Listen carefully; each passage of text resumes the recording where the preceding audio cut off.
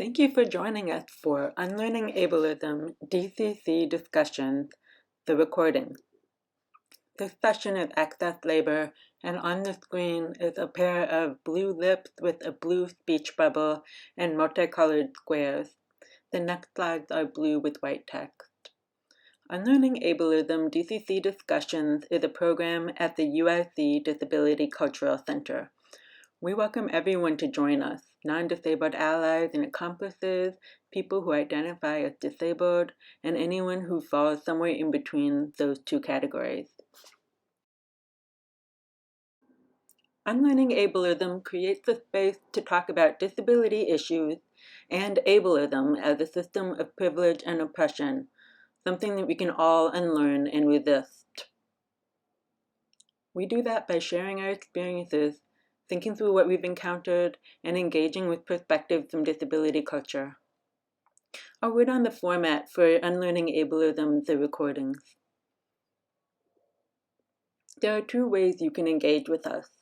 One, you can watch the live screening with us and stay for Q&A in the Zoom chat, or you can watch on your own time and submit questions and reflections to a form that will be on our website, dcc.uic.edu/unlearning-ableism. We're really glad that you could join us.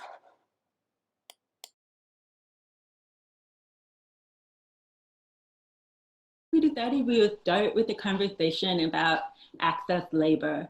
But before we start, let's just go around and do some introductions. We'll do name, pronouns, our position at the Disability Cultural Center, and an access check-in.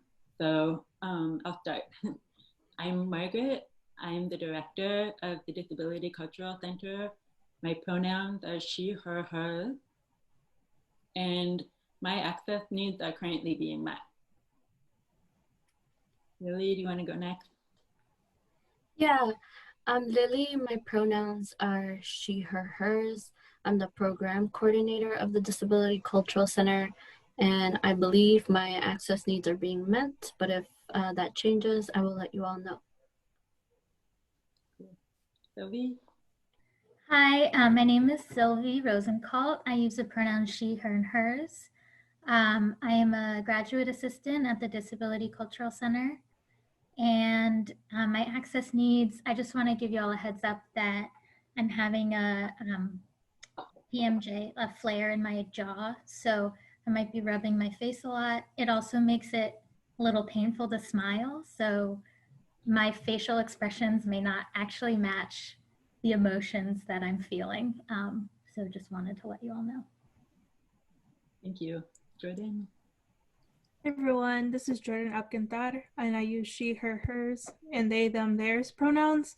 I'm one of the graduate student workers, and I'm a little sleepy right now. I'm fine from class, and I might move around a lot because I'm like, I can't sit still a lot sometimes, but other than that, I feel like my access needs are being met as well. Yay, okay, thank you. All right, so access labor. I kind of promised everyone that I would start us off with what are we even talking about. And access labor is something that I've heard more informally talked about. And it's kind of this idea that, you know, like if you're kind of moving through spaces that aren't necessarily super accessible, you're taking on a certain amount of work and energy, like effort to get your access needs met. So that can be emotional labor, it can be logistical labor, it can just, that's usually what it has been in my experience. And you can also do access labor for other people. So it's just the work and the effort that goes into making things accessible. So that's my starting definition. You can definitely add to that. But yeah, I'm really curious about how access labor has played out for everyone at work, at school, personal life. I can start. Excuse me. So this is Lily speaking. I I so you all know this, but for those who don't, I am blind and I have chronic pain and some mental disabilities. And so I always tell and have been telling my therapist that like I can't just show up to a space because I'm always anticipating like my actual way of getting there and whether it will be accessible. And then when I actually arrive, will the activities be accessible? You know, like, will it be a shock to people to find out that I have like an apparent condition? So actually, as we were going through this in my therapy session, I was starting to feel really triggered because we actually went through step by step, like all the things that I anticipate and like the planning that I do. And it got, I didn't realize like how much I actually put in throughout the day just to like navigate my daily life. So that was a point of reflection for me. Mm-hmm.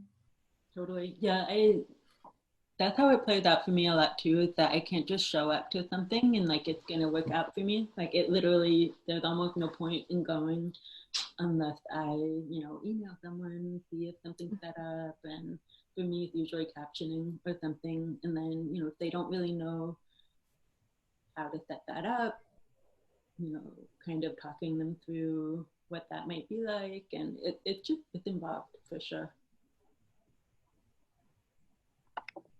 I feel like this is Sylvie. I have a different experience than that. I think so. My disability mainly is like chronic pain, and so it's sort of this I don't know, in between. It's, first of all, it's not an apparent disability, and there are times that I can go to an event where the planner has not thought about access whatsoever, and I can participate in that event. But where I find my labor coming in a lot is really around planning, because it's mainly about conserving my energy and making sure that the number of things I do in a day and the types of things I do are balanced, that I have enough breaks, that I can get time to do the physical things like the stretching, whatnot, things that I need to do. So for me, it's not so much like on an event by event basis, but it's more on like a planning a day or planning a week. And I've noticed that that it's like a skill I've really developed, my time management, especially so I've had chronic pain since I was 13. So throughout high school and college, really learning how to manage my academic work and my time that I spent on homework really efficiently. I notice when I talk to friends or family members who are also in grad school right now, but are like able-bodied and maybe never had to do the intensive kind of planning that I do, that some folks are like really struggling with time management. So that's kind of a happy, like, I know we say that our disabilities, sometimes there are like difficult things that come about because of them, but then there's also like skills we learn or other like positive things that come about from being disabled. And for me, it's like I am super good with managing my time, managing my flow of activities, and conserving my energy. Yeah, so that's what I'll say for now. This is Jordan speaking. Yeah, I feel in a similar sense. So I don't experience chronic pain, but I do experience a lot of like chronic fatigue and sometimes even illness and stuff like that. So I constantly also think about like, okay, how many meetings can I do in a day? Or I want to go to these events. Okay, how many of these can I actually go to, depending on how I feel that day? So, and one technique I've done over the years, and I still do even at home, that I joke a lot about, but it's very serious for me, is that I take lots of naps, um, and stuff like that. And I feel like it gets so funny, like especially when we're on campus, where you'll walk into one of the cultural centers and you'll see me just like completely knocked out on the couch and everyone just talking and stuff like that. But I have to do that. Like people just like, oh, I wish I could take a nap like you, and I'm like, well, if I don't take a nap, I will literally like I can't pay attention. I can't really do too much in a class, like in class or anything. Like I'll just like I'll just like zone out or completely and stuff like that. And there's times where I like put my head down in class because I just couldn't handle it. So it's like it's just funny how people are like, I wish I could do that with like I had to have to, or laying down and stuff like that a lot. If I'm not in the mood to actually like fall asleep, I'll just lay down a lot. And I'm in a weird balance where people tell me I'm really good at time management, but I also feel like I'm not, just because when I do try to manage my time, I still like will sit down and do homework and just not do anything at all still. So I don't know. It's still kind of hard to navigate, like where I have the understanding of time management very well, but also at the same time in practice it doesn't really work out with me a lot. Um and then and then it's also hard to explain to people this because none of my disabilities are apparent either. So kind of like, okay, well, if I do this, like don't like that's how I function, or I need like reminders and stuff like that. But it just makes me think a lot of how I think time management is something that that you mentioned, Sylvie, that I was like, oh wow, yeah, like that's a big part of my life. But there's still techniques I have to like do that other people may find silly, but I have to do, I guess.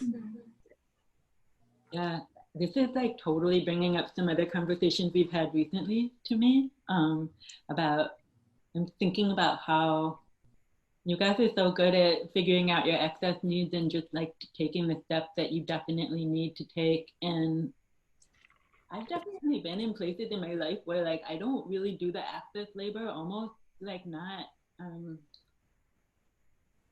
like I just want to avoid it. Like I don't want to be bothered by it. And that is definitely a certain level of privilege, to be able to take it or leave it. And just sometimes I will like not go to the event rather than have to undertake all the access labor that would be involved in, getting things set up, which definitely ended up, quote unquote, hurting me.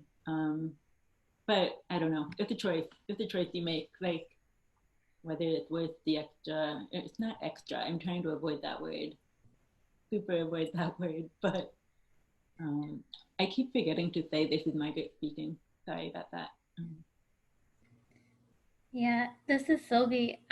Jordan, I think something that I really related to your discussion about people saying like, I wish I could nap as much as you do. Yeah. Oh man, oh boy, yeah, that like really, I've had that a lot with my sleep schedule too, which is for me is not so much taking a lot of naps, although I do rest during the day, but it's like going to bed very early and getting between 10 and 12 hours of sleep every night. And I have heard a lot of people say like, I wish I could always get as much sleep as you do. Yeah, and what they don't realize, I'm trying to like tie this back to access labor and something I was thinking about before when Margaret and Lily, you were mentioning like you can't go to an event without checking first. For me, a lot of events that are inaccessible is like the entire category. So like nighttime events. Yeah, Jordan, I like the face you're making. Yeah, and I think Margaret, like you said, there was different times in your life where you would just take it or leave it. Like there have definitely been times in my life, particularly in college, where I was like working way beyond my capacity, both like academic work for like a job and also just socially. And it has been a trade-off that I've made to kind of narrow my life more. And while I feel good about that, like I'm definitely feel healthier on a day-to-day basis. I'm in a lot less pain. It also, you know, it is a choice, and it is something that I wrestle with. Like if I get invited to a housewarming party, like that a friend's having, it's like, okay, is there going to be somewhere for me to sit down? Is it going to be like a lot of people talking that I don't know? Is it going to be like kind of quiet and cozy and not very sensory stimulating, or is it going to be really overwhelming? And yeah, a big type of event that I've had to wrestle with is also like concerts. And I love music, but going to like a loud concert where there's no seating, which I've found out happens more than I would like. I can't do it, even if it's like an artist that I love. So yeah, I don't know that exactly is about access labor, but it's about access and the types of events that I can or can't go to, you know, without doing some significant planning in advance. Mm-hmm. I feel like we're talking about situations where the labor's on us, right? Like we're the ones that have to kind of do all the thinking about all of this and all the arranging. And I think that's like a huge difference is when, you know, we're starting to see this so much more, especially at UIC, people kind of taking on as event planners and so on, some of the access labor of like thinking through, okay, is this gonna work for X person that I know how to think about, and there's this thing that I can maybe arrange for that would, you know, make things more accessible. But yeah.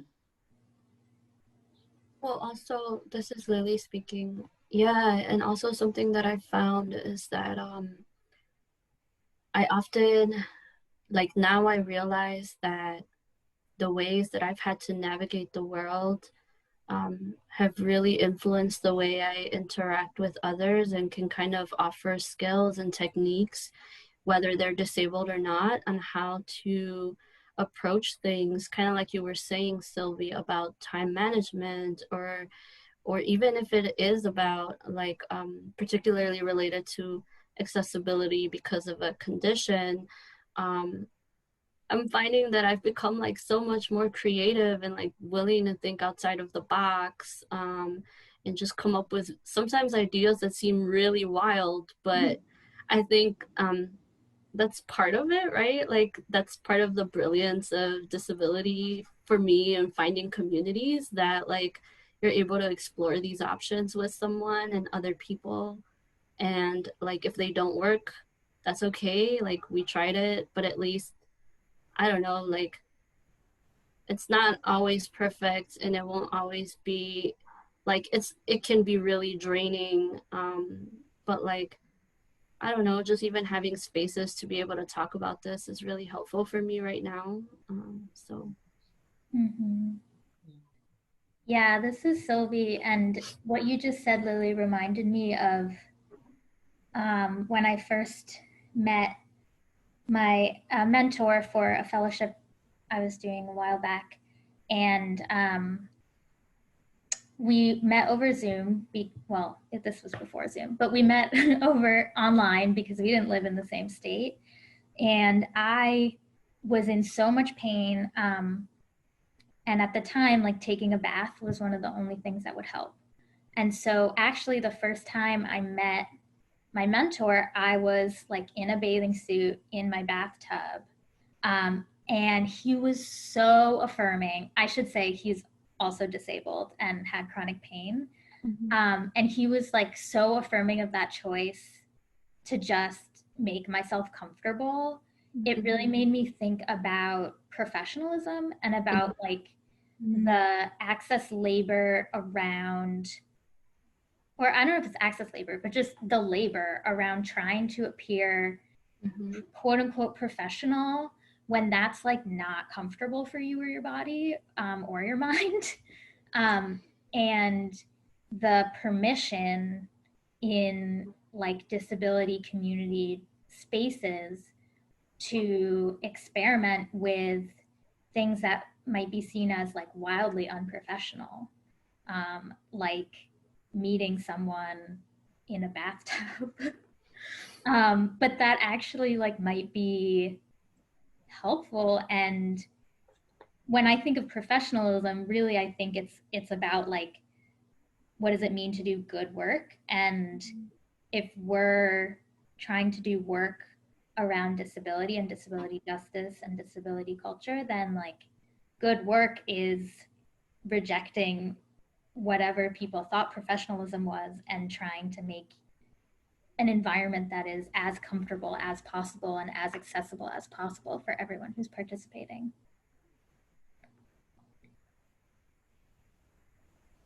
Yeah, this is Margaret. I was thinking earlier that some of my, earlier in my life, I guess I'm on this really like nostalgic thing right now in my life. I figured out that it was exactly 20 years ago that I started college, so it's making me feel kind of like, oh wow. But I think a lot of my energy was expended in some parts of my life on passing and like minimizing the appearance of my disability. And I don't know if I even want to claim that as access labor, but it's related for sure. But yeah, that's kind of my only thought. Yeah.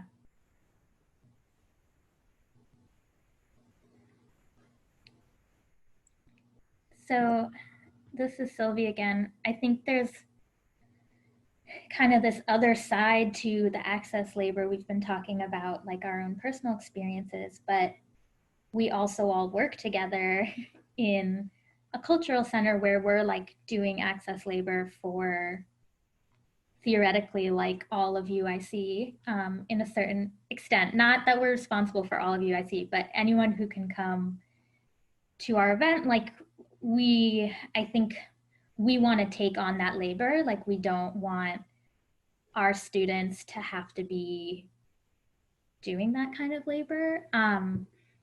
But you know, that's like way easier said than done. And I guess I'm wondering what people's experiences are related to work and like trying to provide access labor for our campus community.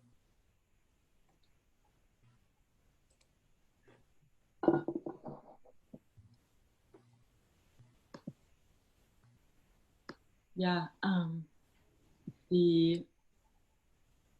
that's making me think of Jordan actually, because Jordan did so much work on our newsletter, and the newsletter is such an access labor undertaking. OMG. Like, I don't know, Jordan, if you feel like expanding on that thought because you're so familiar. Yeah, thank you for bringing it up, because I was like, I was funny because I talked about that a lot when I used to do the bulk of that, and I was like, oh yeah, that is access labor. Just to kind of explain what we mean is that when I did a lot of the newsletters, and part of the access labor that, I was like, I have to do this, was like, image descriptions and like other, what was it? My brain, sorry. But like, and the thing I personally just got, I'm gonna say annoyed with, was that I would constantly compare like the work I was doing to like other units on campus, and I was like, why aren't other people doing this? Like, this shouldn't be just like for the disability cultures. I mean, they're like, besides like DHD or something like that, like none of the other centers, I saw were really doing it. And then another incident that happened that like, I kind of was like, no, like that's not okay, was when I made a flyer for one of our events, and I wrote like this like very like, oh, access, yeah, notes. I was like, what was the other part that I always write? Access notes. That are like not just like this is wheelchair accessible, like actually explaining what we're offering, like maybe the limitations, stuff like that. And I remember I wrote like a whole access note. I wrote image description, everything. and another center shared it, and they purposely cropped it out. And so I was so angry. Like I even like ranted to everyone about that. And I was just like, that took me so long and so much of my time and energy and my knowledge to do. And I just was like, so I don't know, it was like even that small part really got to me. And it just was like, it's like how much I was like, I really wanted to like let other folks know, like other departments, other people, that like it shouldn't be just us doing this work too, like everyone should be. And if you are gonna share things from other folks who have done the labor, you should include that in it and stuff like that, because I was just like total erasure in my mind, and stuff like that. And so it's like, don't share things. And then so just like that's what, yeah, I'm glad you brought that up, because that was just like so much of the anger I had and stuff like that. I think a lot more places have kind of listened to that, but it's just like, again, like where like people are just like only expecting our space, but that should be the standard for all the spaces at UIC, and not just UIC obviously, but especially specifically within where we're working and stuff. But yeah, sorry. I was like angry again. Well, this is Lily speaking. Jordan, I think you're getting at another point where like part of the labor that is also going in is like having a huge culture shift for a whole bunch of people on campus, a bunch of departments.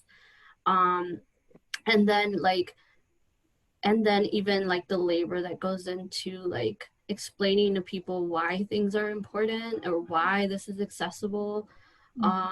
That is a whole nother layer, and often not readily talked about or recognized, that actually this does take time, and energy and a lot of consideration, and there are reasons why we do some things the way we do them.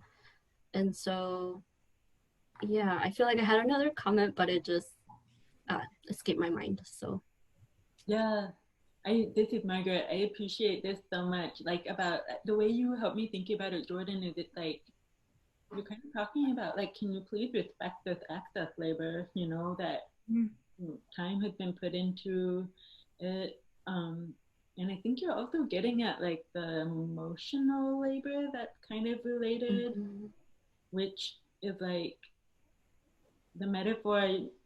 There's a little bit of a joke that I always have these strange metaphors to talk about things, but the metaphor that I've been thinking about for my own experience of access, in a university culture, like many university cultures, they're not very accessible at this point. It's just like this icebreaker ship of like, just grinding against this thing. And it's kind of this aspirational metaphor where it feels like I have to be completely unfeeling and cold and metal and hard and just tough. And it doesn't feel that way. It feels hurtful that, people aren't taking on this labor of including me and people like me. Yeah, yeah. Yeah. Well, I mean, there's this emotional aspect. Oh, sorry, this is Sylvie. Of just like existing in a place that wasn't designed for you, and that never, didn't take a person like you into account, or never expected someone like you to participate. And I think that goes beyond disability. I mean, there's lots of identities that people have where it's like painful. It's painful to fight for your own right to exist in a certain space, or just to be at a university that clearly wasn't designed for you, or to be in a class. Yeah, there's just that underlying pain, emotional effort of existing and surviving and trying to thrive in a system that was not built for that.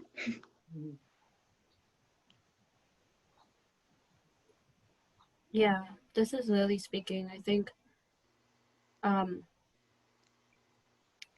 Yeah, and I think because of all of this, like in my particular experience and having to prove that I deserve to like just simply exist, and also but like I deserve to be in spaces, that has caused me to internalize a lot of just like really harmful messages about the way I think about myself or the way that I interact, and just sort of I think it kind of gets at like kind of going back to Margaret's point earlier about passing, right? And like how sometimes for me, like clearly I cannot pass, but like the need to want to pass as non-disabled, or like the way that manifested for me was like never asking for help, or like trying to pretend that all is well when I'm clearly lost, or like, you know, and just like I guess it just it's making me sort of I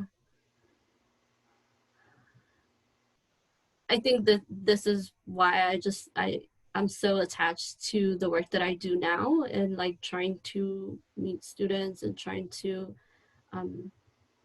like build a sense of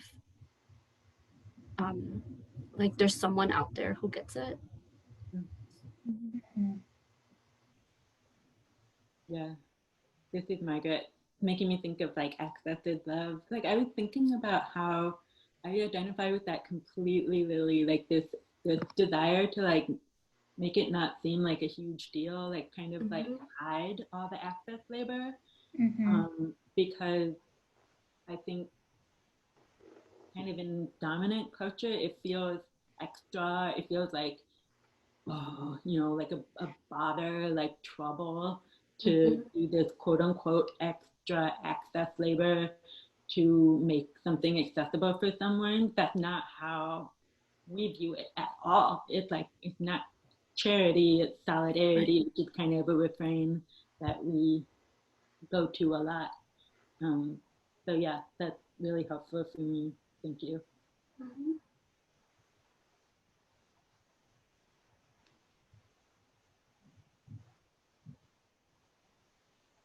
So this is Margaret again. I just want to invite any last thoughts, because we're kind of coming up on the time that we said we were going to set aside for this conversation. So I don't know if we want to go around. Feel free to just pass and just say what you're kind of sitting with this conversation.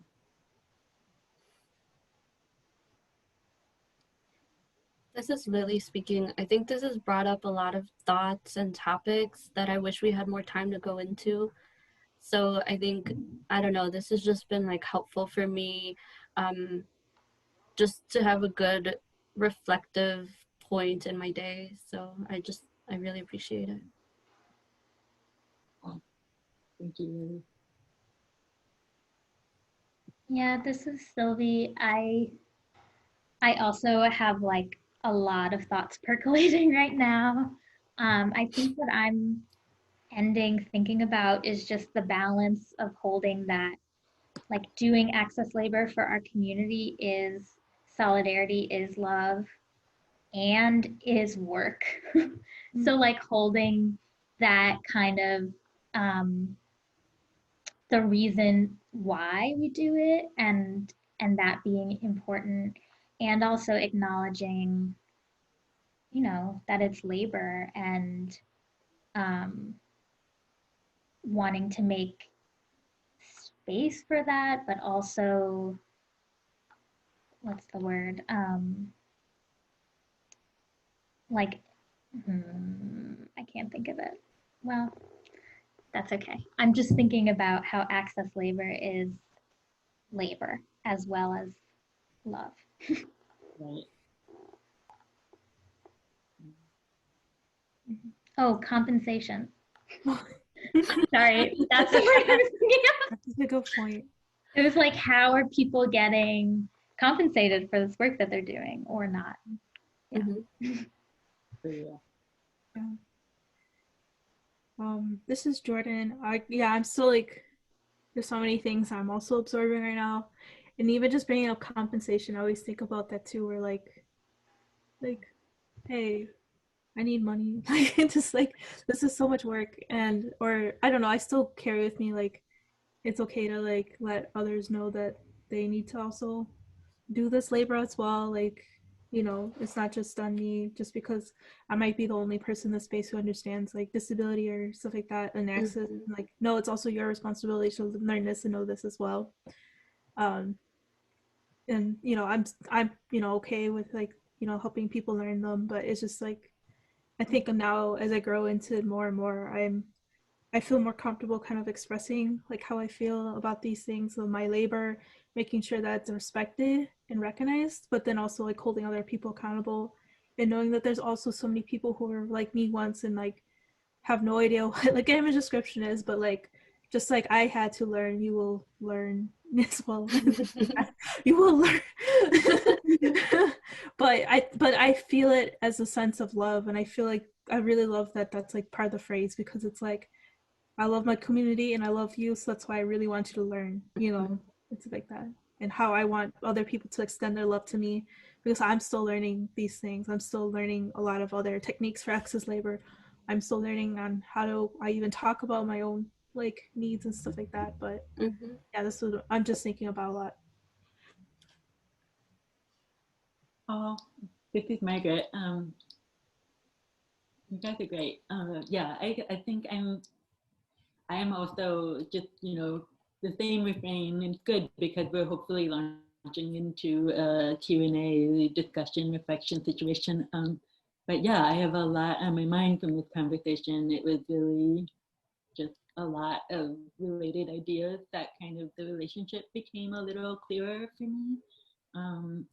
And maybe because of my position, I am also thinking about, you know, just on this big scale, like this question that we're talking about, we kind of moved from the individual up to like a broader collective scale. And yeah, I mean, the status quo is many of us, many disabled people are taking on the work of being present in community with other people. And that's not just, that's not right. And I really just, I'm optimistic. I really am. That, you know, we're going to get there. But yeah, I think it should be a collective effort. Collective access is one of the principles of disability justice. Just that this is not on the people most affected only. And yeah, so, okay. I'm gonna kind of wrap it up now. I want to thank everyone who tuned in for joining us for this conversation. And I want to re-invite people who are here for the live screening to join us in the Zoom chat for reflections, just what's on your mind after kind of being with us in this conversation. What kinds of questions are coming up for you? Just anything goes. We really invite you to engage with what we're thinking through. And if you are watching this on your own time, please find our website. I'm pretty sure it's dcc.uic.edu. There's a Q&A form on the website where you can submit reflections and questions, and stay tuned for our responses. Yeah, okay, so this is us signing off.